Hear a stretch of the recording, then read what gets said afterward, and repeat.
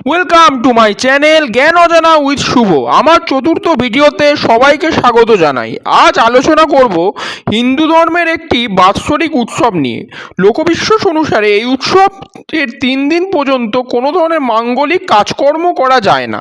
চতুর্থ দিন থেকে সমস্ত মাঙ্গলিক কাজকর্মে কোনো বাধা থাকে না।